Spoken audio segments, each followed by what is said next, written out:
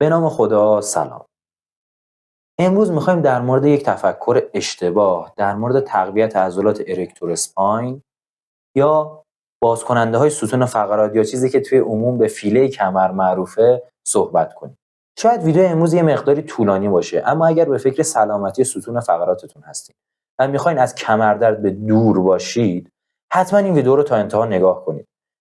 چون که اول ما میایم در مورد مشکلات این توصیه هایی که میشه در مورد تقویت این عضله صحبت میکنیم و بعدش یک سری نکات میگیم تا بتونین از آسیب جلوگیری کنیم و این عضلات رو اگر نیاز دارید بهتر تقویت کنیم. خب با هم بریم اول این ویدیوها رو ببینیم تا ببینیم این توصیه غلطی که معمولا میشه چی هستش. همه تو فیله کمر اشتباه میزنیم. حالا همه تو هم میگین نه داریم ما درست میزنیم. سیچه نه بعد زدن کمر درد میگیره ها. وایسا. میگم آی پیج ما خیلی وایسیده. اول پستیمو لایک بکن، لایک یادت نره ها. نگاه. موقعی میری پایین هم مثل اول کار برو. همه تو دارین اینجا ستون میکنید رو موره کمر. یعنی فیله خیلی درگیر نیست. بیا بالا. موقعی میخوای بیای پایین اینجا اومدی بشکول کمرت. اینجا فیله درگیر میشه. حالا بیا بالا اینجا. یه بار دیگه برو. همه تو صاف میریم پایین فیله درگیر نمیشه. رو موره کمر کمر درد میگیری. مرسی. یا حق. خب این ویدیو رو دیدین، حالا میخوایم یه ویدیو دیگه هم ببینیم که ببینین گستره این طرز تفکر اشتباه چقدره. ارکتورز یا همون اسپاین اکستنسرز که در واقع کار اصلیشون اکستند کردن یا باز کردن ستون فقرات هست که توی پایداری یا استحکام بدن خیلی نقش مهمی دارن. اما اگه فردی هستین که اسکوات و ددلیفت های خیلی سنگین انجام میده، در حالت کلی این عضله تمرین داده میشه و نیازی به تمرین دادنش نیست. ولی اگر می‌خوایم روی موبیلیتی این عضله تمرکز کنیم، مخصوصا تو حرکت‌های مثل پرسیزن‌های سنگین که قوس زیادی تو کمر ایجاد میشه، یا در حالت کلی این عضله ضعف داره و می‌خوایم روی قدرتش کار کنیم، میتونید یه سری حرکت‌ها رو به تمرینتون اضافه کنید. نکته مهمی که باید بهش توجه کنید، می‌خوایم کاملا ستون فقرات رو گرد کنید و بعد کامل باز کنید. نکته دیگه اینه که هیچ حرکتی توی لگن وجود نداره و تمام تمرکز روی ستون فقرات هست و میتونید یه مقدار چرخش رو هم اضافه کنید تا عضله هر طرف رو با تمرکز بهتری تمرین بدید. عضلات ارکتور اسپاین یا بازکننده ستون فقرات یا چیزی که توی عموم بهش میگن فیله کمر از 3 گروه عضله تشکیل شده که از داخل به خارج شامل 3 گروه عضلات اسپاینالیس، لانگیسیموس و ایلیوکوستالیس هستش.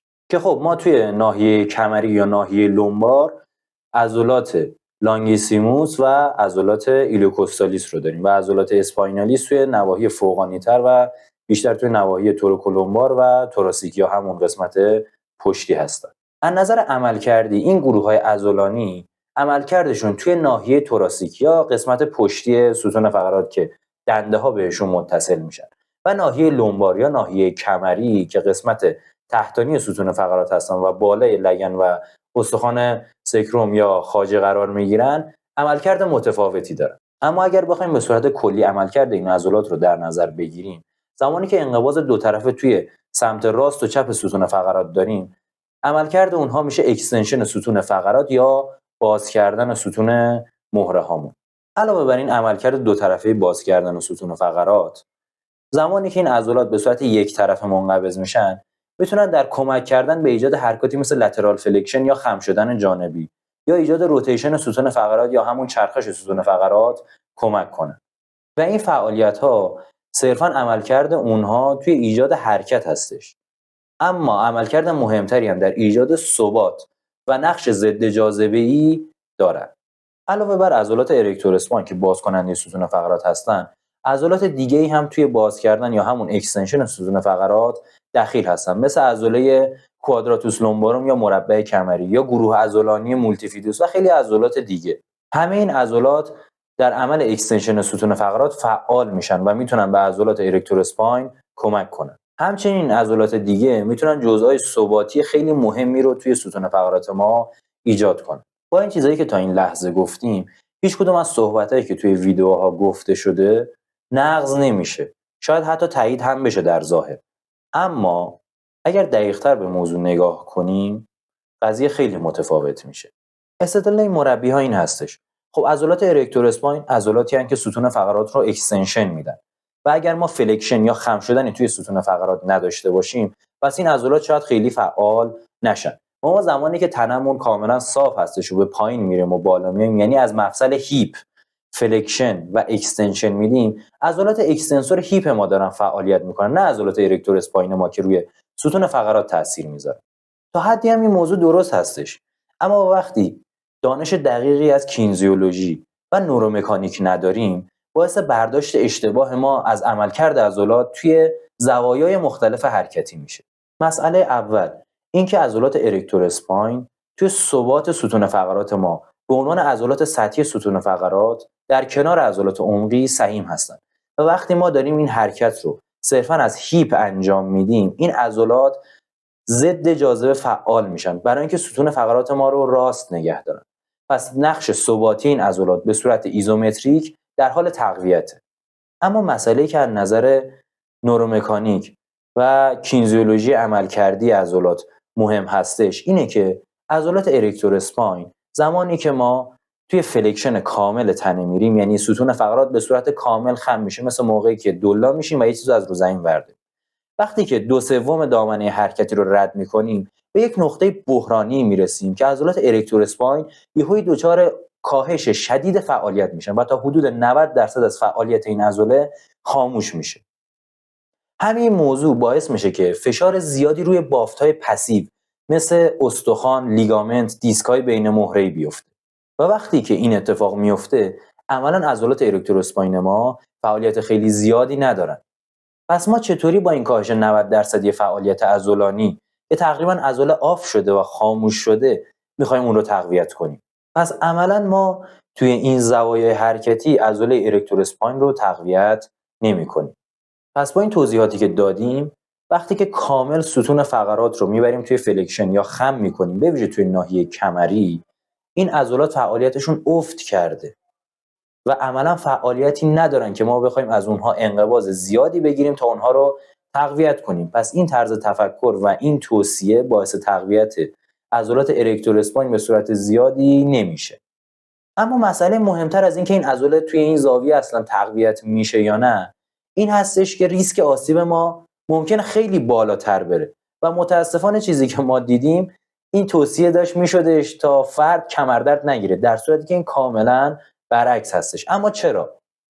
همونطوری که توضیح دادیم توی دامنه نهایی فلکشن و تقریبا توی اون 1/3 آخری دامنه حرکتی عضلات به ویژه عضلات ارکتور اسپاین دچار خاموش شدگی میشن و بار زیادی روی ساختارهای پسیو مثل لیگامنت ها، مهره ها و دیسک بین مهره‌ای میفته. برای اینکه بهتر بتونیم توضیح بدیم، یه توضیح مختصری در مورد ساختار دیسک بین مهره‌ای میگیم. دیسک بین مهره‌ای به صورت کلی از 2 بخش تشکیل شده. 1. نوکلئوس یا هسته دیسک که حالت مایع داره. 2. فیبروس آنالوس یا حلقه فیبری دور دیسک که از لایه‌های مختلفی تشکیل شده که جهت‌دهی تارهای اینها به صورت مورب و خلاف یکدیگه هستش که به صورت یکی در میون به صورت مورب و در خلاف جهت همدیگه اینها قرار گرفتن. نوکلئوس یا هسته دیسک تقریبا در قسمت پوستریور یا خلفی دیسک قرار گرفته و وقتی ستون فقرات کاملا خم میشه فشار زیادی رو به فیبروس آنالوس یا حلقه فیبری اطراف دیسک وارد میکنه که خب توی فلکشن شدید ستون فقرات توی این حالتی که دیدیم با این خاموش شدگی بالای عضلات ارکتور اسپاین و فشار بالا روی بافت پسیو احتمال آسیب دیسک بین مهره‌ای خیلی بالا میره. پس نبود حمایت عضلانی توی این شرایط میتونه ریسک بالایی برای ما ایجاد کنه.